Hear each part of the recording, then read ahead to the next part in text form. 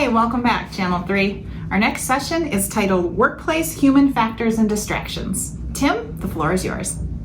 Well, good afternoon, everybody. It's great to have the opportunity to be with you all today. It's kind of a unique situation that we're in with this, all this virtual and with what COVID has done for us. But we'll get through it all, and maybe next year, whatever, we'll be able to get back together again as normal. But still got to get this IA stuff done. We got to get ourselves renewed. I have to do exactly the same thing, so I know exactly what you're going through. So anyway, we're going to talk about a little bit today. We're going to talk about some human factors. It's kind of an interesting one for me because I'm not degreed in human factors or anything like that. That's not what I do for a living. Basically, I'm a director of product support for Hartzell Engine Technologies, and we have different product lines and engine accessories with turbochargers, alternator starters, all that kind of stuff. So this basically comes about, the human factors part is something that we had to deal with here at our plant. So it was like, if I can do this, we'll put this together here. And then the FAA was looking for people from industry to actually do these type of presentations because it was always FAA stuff. And also, I just took what we had, put it together, put some other information together I had from people, and off we went to the races. So, let's give it a shot and see where we end up with here. I got to say this one first. This actually starts out as a little bit of it's not a joke. You got to use all the manuals, and I'm sure that everybody you've heard this morning already, and the ones you're going to hear for the next day and a half are going to tell you, use the manuals. Whether they're published, however they go about it, you use the manuals. The reason I bring this one up is because I did have a situation a little while back where the FAA called me and they said that they had found my name in a logbook and they wanted to talk to me about it. And you know as well as I do that no matter how friendly the FAA is, that is not the phone call you want to get on your answering machine. So I called them back, and my name was in the logbook. And what had happened was someone had installed one of our STC alternator kits, and in the logbook they had installed it in accordance with me. So they had my name in the logbook. I was their approved data for installing this STC kit. Well, we all know you can't do that. But, that's how I ended up in somebody's logbook. After all these years, I ended up in a logbook again. So obviously you can't do that. Basically, product lines, it's just, we've got several of them. What we've done is the management decided it would be best to take these and break them down into the different brand names. And basically, because we have so many different products under those brands, every alternator we make, we consider a plain power. Every starter we make is considered SkyTech. Turbochargers, with the Ray J's and the Garretts and the Honeywells and the Kellys, and it's all there. So we basically just do it that way to make it a little bit easier for everybody. I don't know if it really helps out because everybody still calls me. They've got a Garrett turbo or a Presta-Lite starter or whatever, but we try. Basically, we do have product support on both sides. Basically, any manuals that we do have, the ones that we do publish are with ATP, so they're available electronically through their subscription service. We don't do anything, directly with magnetos from the factory itself. No paper or anything like that. So it's got to come from ATP. I do have to do some reference here. Marty Payne, friend of mine, he's director of maintenance training at Flight Safety International. He's the one that actually got me into this. Once we knew that we had to set something up, I went to one of his seminars, and he was doing the same thing. And so afterwards, I got talking to him and asked him if I could use the basis of what he had, and he said, sure, that type of thing. So just give him credit for that. And of course, avoid the dirty dozen. That's FAA. That's FAA all the way. Been there since as long as I can remember. And then there was some stuff that came out of the Aviation Maintenance Human Factors Quarterly. This was just, Human Factors magazine. And then, of course, the Personal Minimums Checklist. You've all seen those. Every time you go to one of the IA seminars, they go to the Fed's table, and they've got those wall charts and the little wallet size and things like that. So let's just jump right on in. One we've got with the dirty dozen is going to be lack of communication. 30%. The estimate is 30% of verbal communication is received and understood, which last I did my math, 70% goes out the window. Now, my wife would probably not agree with that because I think she would probably lean towards if I get 5% of what she's saying and understand it, she probably thinks I'm doing pretty good. So but you got to keep that in mind when you're talking to people. Put the important points, put them up front, and repeat them at the end to make sure that they're actually catching with the gist of what you want them to say. There's a lot of crap that gets said in the middle that may or may not really be that important, but you got to make sure you get what the point you're trying to make, get it up front, and then repeat it at the end so you've got some type of solution to that. Checklist, that we use checklists. We don't call them checklists here. We call them process sheets because we have process controls and that type of thing. So when they're building product, instead of using a checklist like you might to do the inspection on the airplane, we use a process sheet to actually control what we're doing. This is your classic communication. You got time pressures, you got unclear responsibilities, lack of strong leadership, different communication styles. That's a big one. We're going to actually talk about that in a little bit, but you got all these things that get in the way of clear communication. Second one is complacency. Avoid the tendency to see what you expect. That's the big thing. I mean, think about it. You look at a 172, you've got 12 of them in your flight school. They come in every month for an annual, so you're basically doing one a month, and you have this airplane that you've seen over and over, and then its sister and brother over and over, and you tend to see what you want to see. And that's not a good thing, because you look up at that wing of 172. I mean, how many wings have I looked up into and I expect to see something? Yeah, you got to expect you might see something, because no matter what, no matter how good the pilot is, especially at flight school type stuff, you all know that. But no matter how good the pilot is, he does occasionally miss and drop one in, hit it pretty hard. Maybe has a little brush with weather and kind of stresses the airplane a little bit, things like that. So you do need to look at the airplane each time and don't get complacent.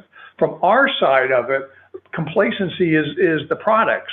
If we get complacent with products, then you guys aren't going to buy them anymore, because you're going to buy the stuff that's current, modern, real, that type of thing.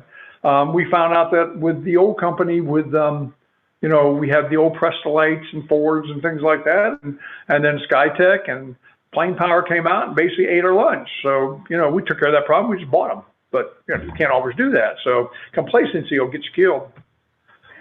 And here, just, basically, this is where complacent brands go. They just go, you got analysis paralysis. I love that one. I mean, I think every company kind of runs into that sometimes, and dismissing anything new as a fad. Well, that's a car part. If it's a car part, it couldn't possibly ever be used in an airplane. Well, guess what? Not necessarily true. Third item, lack of knowledge. Don't guess. Don't guess at anything. Know what's going on. Know what you're trying to do. I think this is probably really, really critical with young mechanics, because young mechanics are trying to impress the bosses. They're trying to impress old people like me. They want to show me what they know, but they act like if they use paperwork, they use drawings or manuals or things like that to do it, that we'll think they're better or smarter because they don't need to use the manuals, when just the opposite is true. If somebody comes up to me and asks me something, I want them to come up and ask. I also want them to bring me the information that they're using. That's the only way we're going to find out if what they're talking about is legitimate to what they're seeing when they're performing the maintenance or the building, whatever it is that they're actually doing. And there you go. Instruction manual, yeah, it's just the manufacturer's opinion. Well, yeah, it's our opinion. We wrote the stupid thing. We would have the best idea right off the bat of how something should be maintained. Now, does this mean we don't make errors? Of course not. If you run into something that's an error in the manual, I expect you to contact me and let me know that so we can get that in front of engineering. Don't forget, and you all have run into this before, just because engineering theoretically says this is perfect, doesn't always work out that way in the field. So there's always that, what do you want to call it, that thing between the ideal theoretical experience and the actual, you got to put your hands and work on the experience. Distractions, anything that draws attention away from the task at hand. This is the number one problem. There's no doubt about it. It's the number one cause of forgetting things, including what has and has not been done. You get out of the groove. Once you get out of the groove, it's hard to get back in. And I think, you consider distractions, and I would think over the past, number of years, the distractions that's been the biggest is the cell phone. There's no doubt about it. Cell phones run our lives now. I would imagine we've been doing this, we've been doing this like 10 minutes now, maybe 10 minutes we've been working on this little presentation. I will bet you that half of you right now have either checked your email on your cell phone, or you may even been playing a game or answering an email right now on the cell phone. It's just the way we are. That thing beeps, vibrates, rattles, whatever it does, and it's almost like it's something in your mind that you have to go check it. You don't have any choice. You got to go check it. So it's one of those things that's a big distraction. However, this past year, I'm going to argue that the biggest distraction we've had to deal with is COVID. COVID has just wrecked the workday environment, the day-to-day operations. I mean, it's just messed up everything. You can't even go to lunch. You don't even know where you can go to lunch now. You all up there have been very fortunate in the way you have handled it and the cases you've had compared to other people in this country that have been just plain lockdown and they can't do anything. But think about it. You come to work, the way our policy is here, if you have a family member, a direct family member, and they are diagnosed with COVID, then you're out. You have to stay out. It's like 14 days or something. You've got to stay out. In a lot of cases, for my guys, we can work from home or do something like that, but it's not the same. But think about the production floor. It's not like they can take the line with them home, So all of a sudden now you have to fill in for that person. So it distracts you from what you're normally trying to do and what you need to accomplish, because now you got to get that slot filled to be able to keep the product moving or do whatever it is, that needs to get done. And that's tough. That's tough. So I would argue that maybe for this past year, and hopefully we're coming out of this now, but for this past year, the COVID's probably been look at the other thing. We can't do any of these shows. Look at what it's done. It's changed everything of how we're doing it. So we'll come back. Well, only time will tell. We'll see where it goes. And of course, these are the weapons of mass distraction. Everybody knows what these are. I mean, you got FaceBag there, and Tweeter, and Twitter, and YouTubes, and all these different things that just, you've got to get into them. You just got to find out what's going on, and you got to know immediately. So that immediate gratification. Lack of teamwork. That's a failure to work together and complete a shared goal. Mechanics in general, we are extremely independent. I think it's our greatest strength, and I think it's our greatest weakness. We are independent because we are responsible to make sure that airplane that we are looking at, especially if you're in a small shop and just one of you or a couple of you, you are responsible to look at that airplane. When you release that airplane, you are certifying that it meets the type design and that it is safe for the intended flight. And I'm telling you, that's it's a huge responsibility. So yeah, we tend to be independent. We tend to be very, I know what I'm doing. I mean, you know what you're doing. You're looking at the manuals, you know what you're doing. But it's just very hard for us sometimes to try to rely on somebody else. But in this day and age, with everything that's going on out there, and the type of society that we are now, you need to make sure that everybody is on the same page in your organization. So you need to build a solid team. You need to talk about how you're going to get things done. Excuse me. You got to make sure everybody understands, and we're all heading in the same direction. We're not pulling in opposite directions. And you got to trust people. You got to trust them. So that's why you put a team together. Think about it. PAMA. And I love PAMA. Don't get me wrong. I'm not saying anything bad about PAMA. But think about some places in the country have a very active and a very good PAMA. I think you all have one up there that's very good. There's also one in Savannah, Georgia. That's a very strong PAMA. In fact, I do an IA seminar for them, and they put it on. I mean, it's their thing to do. But overall, there's a lot of PAMAs out there that have tried to make it and have not made it. And I think a lot of it goes to that independent nature. It's just real tough for us to get together and create a central power of strength. Unlike the pilots unions, things like that. They're pretty strong. They're pretty strong. And I think it's just tough for us as a group. We're not AOPA.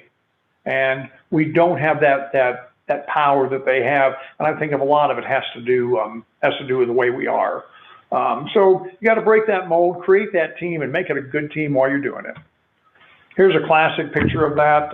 Everybody puts on a red shirt, so now we're a team.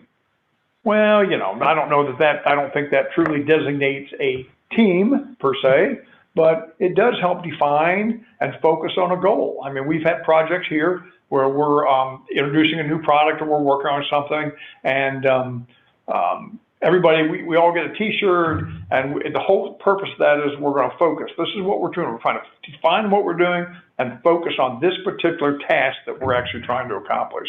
So yeah, you can put on the shirt, but the shirt doesn't really make the team. So it's more the attitude that makes the team.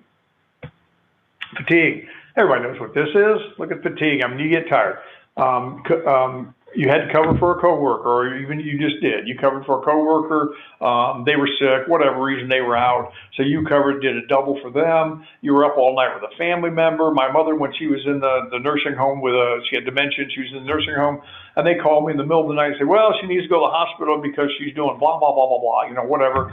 So I drive all the way in, 50 miles, take her to the hospital, get the hospital. It's so screwed up there. There's no way I'm going to get her in there. So we just take her home, put her to bed, she goes to sleep.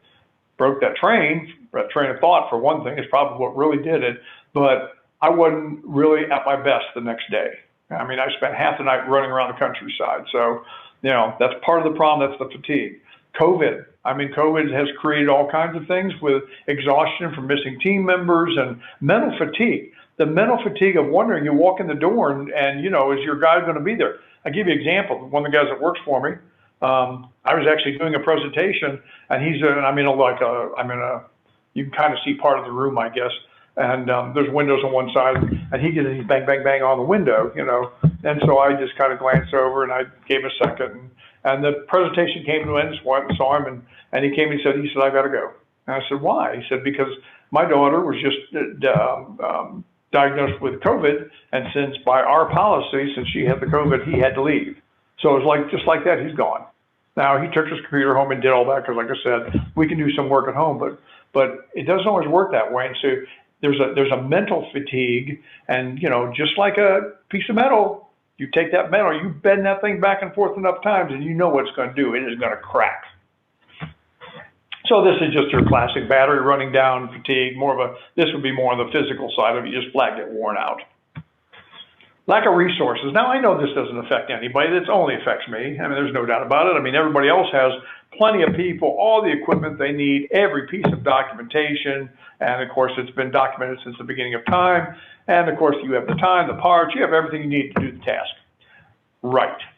And if anybody believes that, I'll probably find some bridge or something to sell you somewhere, because it's just not logical, especially in this day and age. When the COVID first hit and nobody knew for sure what was going on, a lot of companies had to lay people off. They had to reduce their staffs, and company culture they're going to take a long time to come back, right? I mean, think about it. Once a company, and I'm not saying this in a bad way, but it's just human nature, human resource. It's this type of thing that once we've learned how to live with less, they like us living with less because we make more money when we do that. But eventually you get to a point that your lack of resources starts to affect the actual business, and then you start adding people back in. So it's kind of a big cycle thing with people coming and going. So right now we're on the downside, so you probably don't have everybody you need. There's always a piece of equipment. There's always a tool a mechanic needs. Documentation, I deal with document questions every single day. So, all you can do is do the best you can to take your supply line, whatever we're talking about, and streamline it. So at least you're not dealing with the nuts and bolts of it all the time, but some of it becomes automatic or whatever. And of course, anytime you can find the extra 2 hours to make it a 26-hour day, that don't hurt either. This is our shipping manager at the end of the month. Because we're a manufacturing facility, of course, our salespeople guarantee they say they'll have everything by the end of the month, and customers want everything by the end of the month, and our manufacturing builds stuff for the end of the month. So it just builds from day one of the month right up through the 22, 24, 26 days, whatever we have to build, to the last day, and all of a sudden we have all this stuff to ship on that last day. So this is what she looks like. She does have red hair, and this is about what she looks like at the end of the month. I do not mess with her at the end of the month. I try to give her chocolate and make her happy, but I pretty much stay out of her way. Pressure, real or perceived. Excuse me. Real or perceived forces demanding high levels of performance. This one I think is really an interesting one because what are those forces? Who is doing that? I mean, do you have a boss that's actually, no matter what, you got to get her done, telling you to just cut the corner, just get her done. It doesn't make any difference how you do it, just get it out the door. Find another job. Try that, because that type of thing is not going to work in this industry. I've done it twice. I can think of 2 jobs. One was an easy one from the way he phrased what he wanted me to do. It was very easy to say, "See you, Charlie." The second one was a little bit harder, but I couldn't see where it was going to get any better. It was just the personality types. So, I can think of 2 times in my career when I've actually had to, where I felt I had to go get another job as compared to the get her done type attitude. So the other thing is the mechanics again. Remember, go back to that independent thing we were talking about. I think we put as much or more pressure on ourselves as anybody outside does, including the customers. Yeah, the customers can be demanding and they need the airplane by so-and-so. I never cease to amaze me, these guys that have to have this airplane fixed. They fly it once a month to go to breakfast, someplace on a Sunday.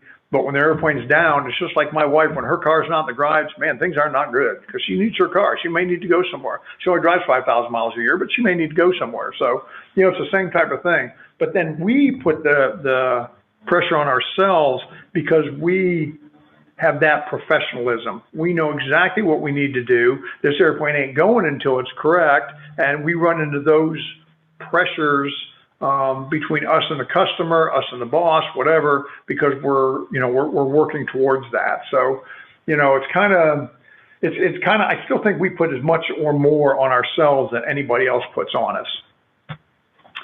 So you got to find a balance. There's always a balance between work and life. Some people, I work 24/7, I do this, I do that. You're just going to blow yourself up because there's no way you can do that. And ultimately, you will pay for that. So you got to balance that thing out. I mean, I like to go fish and I live on a lake. So, Saturday morning and Sunday morning to me, that's fishing time. So I jump in the boat and I go for a little bit. Don't have to catch anything. That's not really the point. It's fun, but it's not the end of the world if I don't. It's just nice being out there, a cup of coffee, and kind of enjoy it and unwind a little bit. So, you've got to find that balance. At the same time, when we have this IA, what we all call the IA season, that January to March time slot, we look at it as there's a lot of stuff to do in a very short period of time. And normally we'd be flying all over just all over the States, doing these IA sessions and things like that. Well, the majority of these end up being on a Saturday. So, I come in on a Saturday and do these things. That's different. That's not coming in working like the regular time of work schedule or something like that. I'm coming in. It's easier for me to do it from work here. So I come in, do the presentation, and go on from there. So it's still a good balance. It's still a good balance between work and life. Lack of assertiveness. This is where people they either don't, speak up, and it's the hardest thing to do for some people. The personalities, that type A person out there that just can't keep their mouth shut. They always have an opinion about everything that's going on. They don't mind telling you now. So it's just blah, blah, blah all the time. Then you have other personalities that are the type that just kind of like to listen. I'd like to hear what's going on, and then they make decisions based on that. I fall into that category. During our staff meetings and things like that, it's much better and easier for me to listen to what others are saying, digest all that, and then bring up my concerns or whatever later on. It's called, to me, I call it operating on a delay. I operate on a delay. I'm not the one that always jump right out there. I probably wouldn't be the best paramedic out there because I would probably think about it before I did something. So probably not the best one for that. But it's up to the management to make that attitude out there so that you have those kinds of personalities and you have to mesh them all together. So we have people that are very outgoing, very type A, and we have people that aren't. And our president is very, very good at making sure that, like, when we're in a staff meeting or something like that, you got something to say, whether you say it now or later, it's all part of the information train, and that's all we're trying to find out. So if it's the only thing I would say that maybe not be true, if it's something that has to do directly with safety, if you see something wrong, safety-wise, you got to speak up, and you got to speak up now, because it's a danger. It's a danger, that type of thing. If I see somebody wandering around and they've got earplugs in or something like that, and the forklift's coming and they can't hear the forklift, that's dangerous. Okay, so I think things like that, everybody has to react quickly to any safety-related issue, and I think actually most people do. I think they really do. If they see something, they hype up real quick. They'll say something. It's just the day-to-day stuff they may not be as quick to speak out on. So here's a classic one where this guy, he wants him to do some extra work, and can you have this project finished? Well, if I tell him, that's impossible, it'll be done next week, he'll think I'm stupid. And if I complain if I do all-nighters, if I having to do all-nighters, he won't think that I care. And, so he basically says, sure, yeah, it's no problem, no big deal. And the guy says, well, it sounds like you don't have enough to do anyway, so I'll give you some more. So, speak up. Say what you got on your mind. If you can't get it done, you can't get it done. It's just the way it is. I mean, things happen that way. Lay out your case professionally. What is the problem? Why you can't get something accomplished, and move on from there. And if it's resources, well, then maybe somebody just finds you some additional resources. Stress. This is one of those things that I have a different kind of stress. Your stress of maintaining the airplanes and dealing with the customers and making sure that everything meets spec and all that is one type of stress. My type of stress is owners that call and they're doing work that they shouldn't be doing.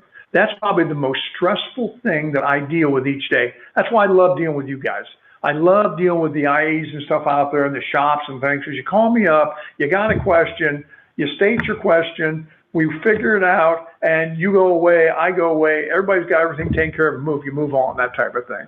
Owners are just the opposite. I got people calling in that are making installations on airplanes and engines that they have no business doing. And I stress at each one of these IE seminars when I'm at them that when you have an airplane come in the hangar, you had better look at this airplane, and you better look at, and it goes back to one of the other items that we had talked about.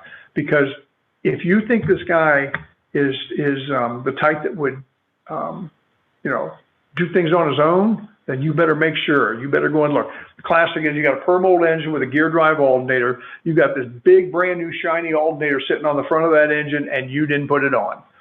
You need to go back and find out, when did it get put on and why did it get put on? And that should obviously be reflected in the logbook. Owner should tell you, that type of thing. But you need to find that out, because I hate to tell you, they're out there putting gear, these big old gear drive alternators on these per mold engines. And you know what happens if one of those takes a dump on you. So I think I always, there are times that when Alan and I are talking to folks on the phone, we get frustrated enough that I finally just tell the guy, let me talk to your mechanic. Because in my mind, I'm thinking, you're an idiot and you need help. So where is your mechanic? And when I say something like that, there will be like dead silence out there. He doesn't have a mechanic. He's doing this all on his own. And then I will tell him that what you really need to do, you need to hook up with a mechanic. You guys get it together and decide what you're going to do, and then call me back, and we'll move on from there. I'm caught between two worlds. I want to support you guys, and at the same time, customers will buy the stuff. So I got to work on their side also. So it's kind of one of those, it's a catch-22 for me. So that's why I can only tell you what I'm doing, and then, you all take it from there. So this is all part of it. Slow down, keep calm, be positive, enjoy life, have some fun. If you can't have fun doing this, if the job ceases to be fun, to be a fun challenge, and all those negative factors start eating at you all the time, might be time to get another job. Because if it's too much, it's too much. There's nothing wrong with that. Some people can handle the pressure and some people can't. Lack of awareness. Fully recognized or failure to recognize a situation. see the whole picture. Make sure no conflicts with existing processes. Now, we run into this and that. We will tell somebody, here's the process, we're manufacturing this alternator or something, and here's the process. And then during that process, it tells you to go run, you got to run it on the test stand or something like that. The other part of the process, the next step is to put it together. Well, obviously, that ain't going to work. You should probably put it together before you try to run it on the run stand. So you're always running into conflicts with existing processes. For you all out there, I think you have a better situation, process situations, when you look at all these STCs that are out there nowadays. You get guys that have STCs to put tons of stuff on the airplane. Simple one, got a 182. That 182's got a 470 in it. It's got a generator. The guy wants to buy an SAL 1270C kit. He wants to convert the generator to an alternator. Great. STC, approved against the airplane. Boop, you're ready to go. Now he puts on he has an IO 550, 520, whatever, bolted on there. Now it's a different engine. Now, the STC for the alternator conversion, that applies to the airframe, okay? Can you physically install it on a 550 engine? Maybe, maybe not. But that's up to you to make that determination. If you have competing STCs, you are required and you are responsible to make sure that there are no conflicts between those installations when you make them on the airplane itself. Maybe you can't, you do the airplane, maybe you can't do it the way that it says. If you can't, maybe you're going to have to find out is it going to be a major change to that STC? Then it's going to be, you're basically doing a field approval. Is it going to be a minor change? You're within your right to do minor changes. We have guys that put this, starter on or something, and it won't fit around some of the old Pipers with the front mounted oil coolers. And I actually had a guy send me a oil cooler mount that he had cut, put a C-shaped piece in there, and kept right on going like this was going to be okay. He was so proud of it, he sent me a picture of it. You just altered the structure of something that holds a component to the airplane. I don't think you can do that. I think you need to get a little more information before you do stuff like that. How about a guy that your boss shows a jack up and a Gulfstream's got all the fuel on board? Isn't that a conflict? Maybe with existing procedures, because I bet the procedures say you defuel it before you jack it up. So, things like that. You're responsible for that, and it's up to you guys to keep track of all that stuff. It's living in a bubble. You don't live in a bubble. You can't live in a bubble, not in our field. You can't do that. There's too many things around you that you have to pay attention to, so you can't live in a bubble. Norms. Oh, I love this one.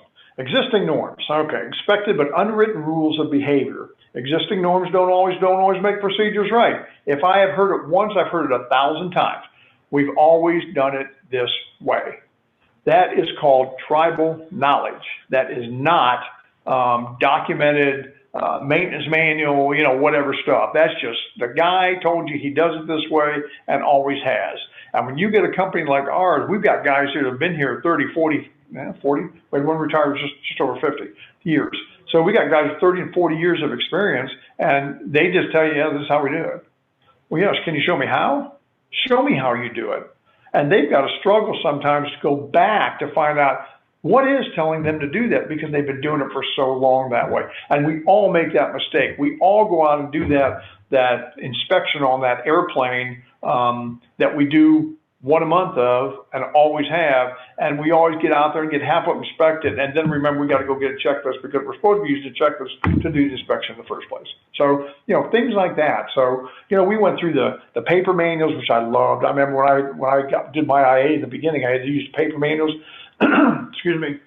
Had to haul all this stuff into the FAA. Excuse me. And they put me, they put you in a glass bowl type thing. And I had all these paper manuals with me, or going through it. You got to write all these answers down. It took forever to take that test. It was interesting. So we went from paper and we went to microfiche. That was the biggest mistake ever happened, as far as I'm concerned. Microfiche, I never could read them. To this day, I can't read a microfiche. They're just not very good. And of course, then we've gone to online subscriptions and things like that, which is kind of cool. And you're going to stick this engine on the airplane, use a forklift to do it. Everybody knows that. Just pick it up with a forklift. Well, that's probably not what the actual manual is, but if that's the norm, here's another one. How about you do an inspection. You do an inspection on a Cessna wheel. Yeah, you're gonna put brakes there, put tires on a Cessna 172. So you go in there and you put on, you do the wheel, you do the inspection, you do the, you put a 6-ply tire on it, and off you go. Okay. I'm not sure that the manual, the parts manual, recommends a 6-ply tire. I think it only recommends a 4-ply tire. But once you've been putting a 6-ply on, it becomes the norm. So now you are actually installing something incorrectly because it's not part of the manual. And can you back up why you are putting that 6-ply tire on when it's 4-ply that's recommended? Maybe better, I don't know. But the wheel hasn't been tested for 4-ply, and this guy smacks this thing in, he may blow the whole wheel up, and you may have more problem than he had before.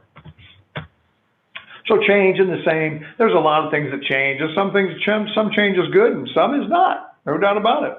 And some things, depending on your shop and your circumstances, sometimes the old way is the best way. And then sometimes it's not. Sometimes it's time to move on. So, all you can do is analyze what comes in, see how it affects your facility and your people, and just kind of work it from there. All right, that was the actual Dirty Dozen from the FAA. Here's another group that's for, came out of Boeing. Boeing, they've had their issues, of course, and we all at one time or another, but this is a couple more additions that they added to the Dirty Dozen. And one of the first ones is not admitting limitations. And they specified the CanDo attitude. I'll sleep when I die. I never figured that one quite out. How hard can it be? That one is dangerous. How hard can it be? Think about an attitude that thinks that whatever you're doing, how hard could it be to duplicate? Yeah, I've overhauled 100 engines in my time, and I'm not saying me, but I've overhauled 100 engines in my time, and a guy comes, well, how hard can that be? Well, why don't you try it? Well, no, God don't tell him that, he might. So it's things like that to me, that is a very dangerous statement, a very dangerous attitude. And sure, I can take care of it as soon as that as well. That goes back to that other one that we talked about earlier. So, it's kind of go back to the mechanics, the fiercely independent nature that we have. Yeah, I can do it. Not a big deal. I can take care of it, no matter what. And I know I've said each one of these one time or another because I'm trying to be cool or whatever, or make it sound like I knew more about what I did than I probably actually did. Well, that's actually wouldn't be proven if you went back and looked now, probably. Lack of operational integrity. This is the little out of tolerance last time, and it worked. This is scary. Think about it. Now go back to that 172 and you do the brake disc. And I think the brake disc, say it starts at, I think it's like a 1/4 inch, 0.250, something like that. And it gives you, say you can go down to, I don't know, 185 or something. You can bend from APS, you're going to either talk to him later or he's already talked, but he knows what those numbers are. But just say it starts at a 1/4 inch and go down to 0.180. All right, so you get one at 180 and you let her go. Of course, it's within tolerance, that's fine. You get another one comes in, it's 165. All right, and you don't have a brake lining, you don't have a brake disc. So it's like, shoot. So you justify it to yourself and you say, well, not a big problem. I'm going to let it go and then I'll get one back in when it comes in for oil change or something. I'll go ahead and change it. And you never, ever do. It's not how the world works. So now you let this go at 165 and comes back in for the next 100 hour. Now it's down to 150, or whatever it is. But that 165 worked. So now you don't mind going under the 180 that was the actual, what it was supposed to be, because it worked 100 hours, so what difference does it make? I can go a little bit lower than that. That is dangerous because you're creating a new norm, right? Because you've just changed the standards and the operational integrity has been compromised. I remember years ago, there was I was at college, they wanted to find out how much how drinking affected a person. So they set up this driving course and all that kind of stuff. And their goal was to show how your driving deteriorates with successive drinks. You drink 1, 2, 3, and you go drive around this course thing they had set up. Their goal was to see how it deteriorates. My goal was to see how much I could drive and still drink. So see, we were diametrically opposed of what we were trying to accomplish. And I'm sure they explained what their goal was, but at that time in my life, and that age of my life, man, my goal was completely different. So I was looking for that little tolerance. How far out of line can I get here before I get myself in trouble? Another one, lack of professionalism. Now, this one is really, really interesting.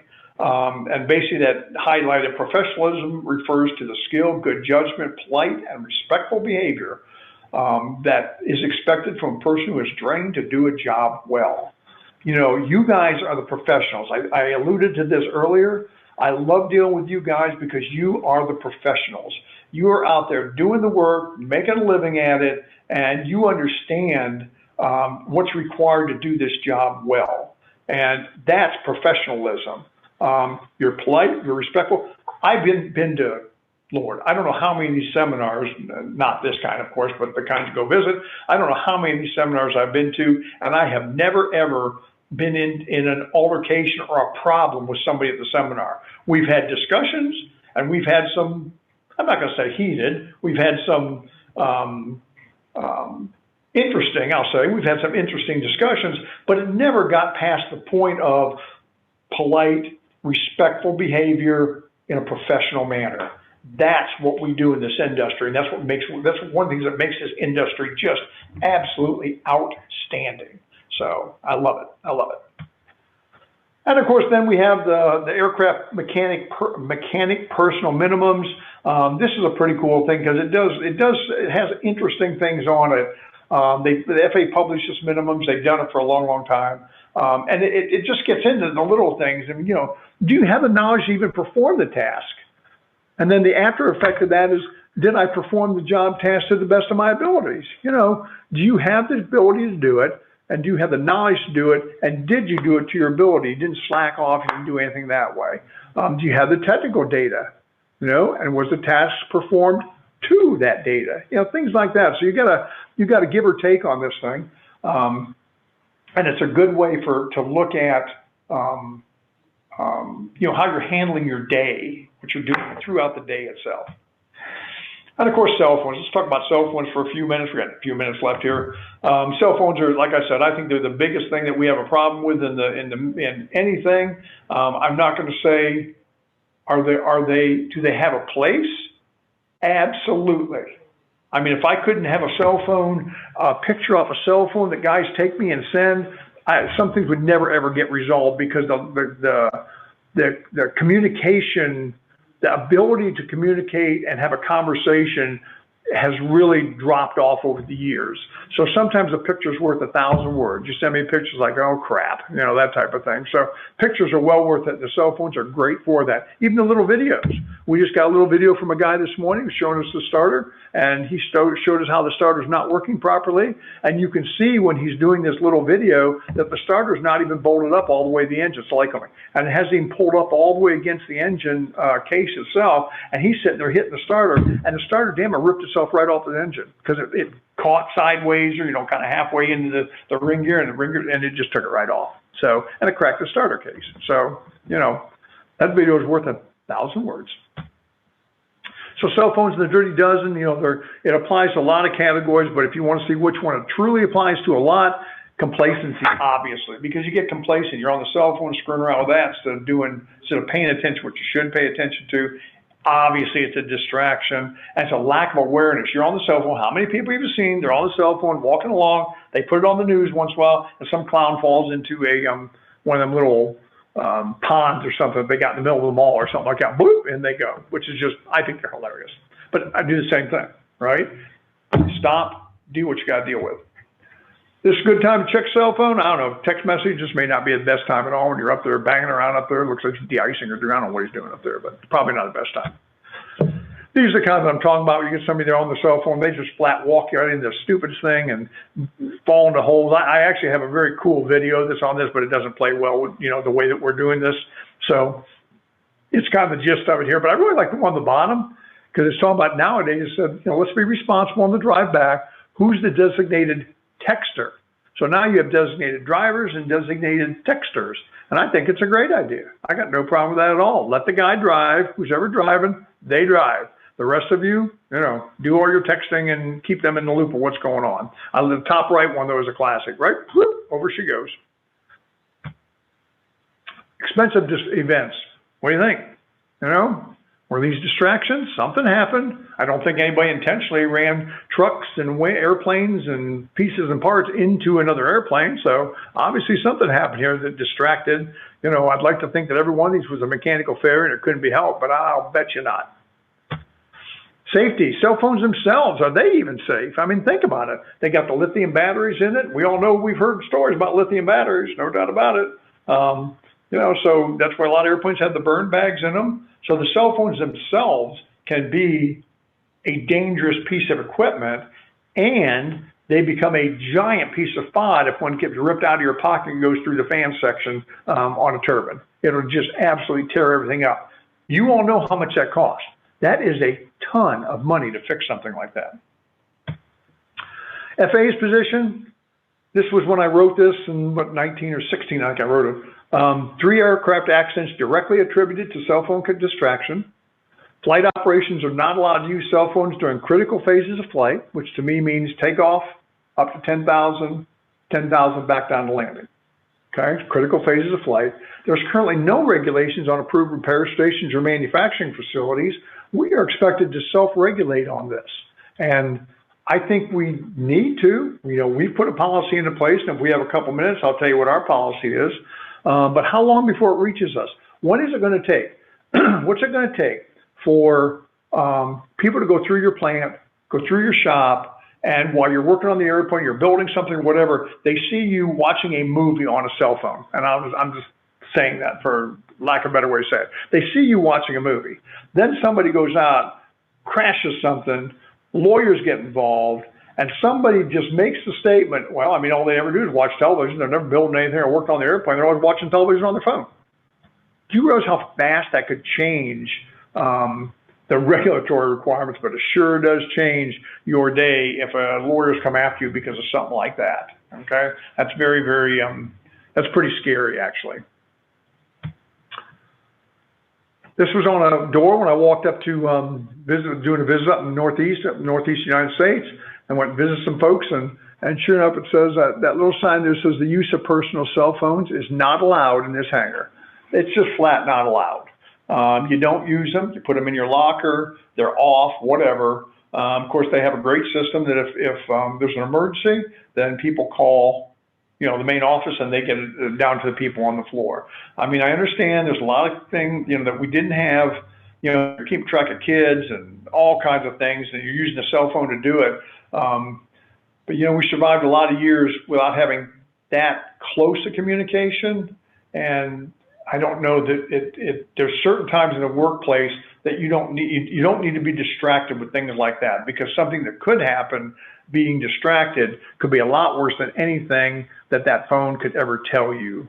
Okay, now there might be a couple situations that's not true, but in the majority of cases, the fact that somebody had a hamburger for lunch instead of a hot dog is probably not as important as you working on the airplane and getting it right. So, is this our future? Is this what we're going to see? No cell phones, no nothing? Or are we going to be able to self-regulate ourselves with some type of personal minimums? Are we going to be able to do that? So that's kind of an important thing. Let me give you just an idea. Got a minute here. Just give you an idea. This is our policy. This is what we put into place here. We have a policy. We have basically 1, 2, 3, 4. We have 5 different sections. One is social media. And we respect, you know, our company, we respect everybody's right to use the social media, but it's got to be during your time. It's got to be during break times, lunch times, things like that. Not just out in the middle of the floor and you're looking at face bag or something like that. Headphones and earbuds. We don't mind having somebody that has one earbud in, but they've got to have the other ear open, because we have forklifts and things like that running around, and we want to keep everybody from getting run over. We don't have a problem with people listening to little music, stuff like that, but only on one side of their head. Video and visual, again, it's just prohibited on mobile devices and computers, basically, unless you're at breaks or lunch.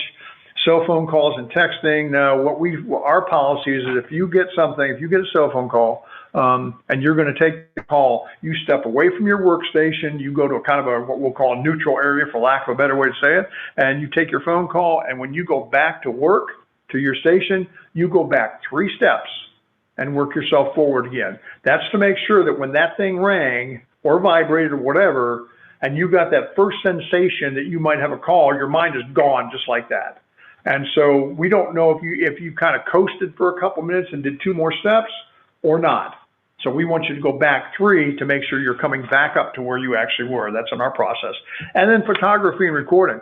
This one is kind of strange because, you know, you're sitting there and you have no bad intentions. It's all good intentions. And somebody's had a birthday party at work. Then you're out there and they're taking pictures of this person or something like that, or they do something stupid because they make them wear some dumb hat or something. And they're taking a picture and they put it up on FaceBag. They put that thing up on FaceBag, and lo and behold, right behind this person with that goofy hat is the latest project that's supposed to be a secret that we're working on that's going right out in the industry.